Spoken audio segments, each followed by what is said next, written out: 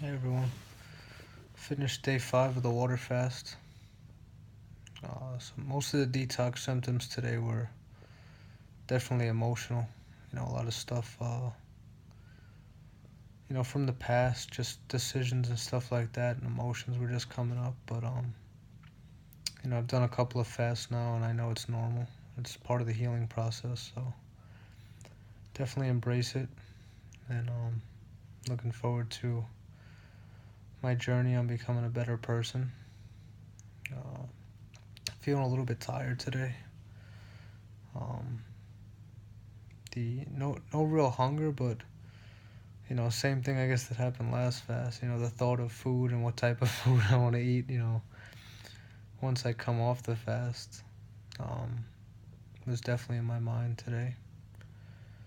When I woke up this morning, I had some cramps in my legs, so that was one symptom I noticed. Um, but other than that, it's uh, it's been really good. I definitely enjoy doing this. It definitely puts life into perspective on what's important versus what's not important.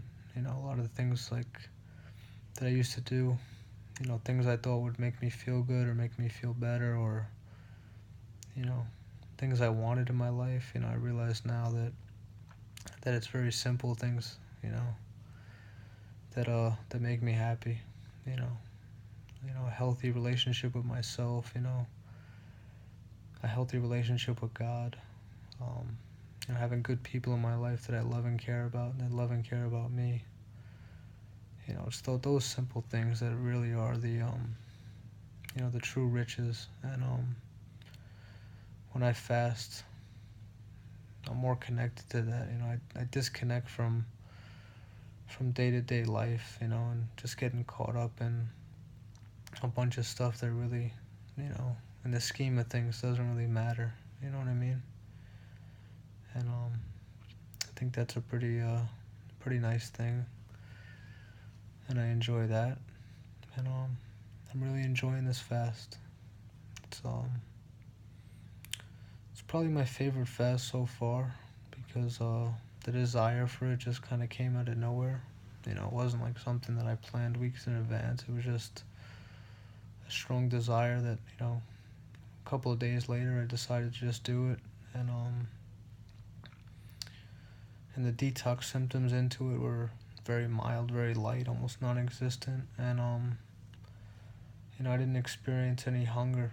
And I guess I don't know if I'm just getting used to fasting, but as I go through my daily routine, sometimes I just even forget I'm fasting. Like my body just adjusted pretty well, which is definitely a good thing because I don't feel like I'm forcing it. You know, the other main reason why I'm fasting is to improve my contact and my relationship with God, and just let things flow through me. The things I do want to achieve in life. Rather than me always having to like either impose my own will or try with too much effort. And it's not. I don't think life is supposed to be that way. I think when you're doing the right things and God wants you to have something, I think obviously you got to take steps. You got to do chores. You got to do your part, but I think God just brings it into your life. So, and I'm definitely excited to see that manifest, in my life, and really grateful for all the things I do have. That's the other thing about fasting. Like at least for me, it brings a lot of gratitude up, because when I'm eating regularly and I'm just caught up in everyday life, sometimes I just I take things for granted. And you really can't be grateful or miserable at the same time. It's going to be one or the other. So I wake up every day with a conscious effort, and I really try to choose gratitude all the time. I try not to ever be negative. Obviously I'm human, so that's not it can't be done 100% of the time. But if I feel a negative thought coming on, I push it out of my mind, because The longer it sits there, and the more power it gains over me.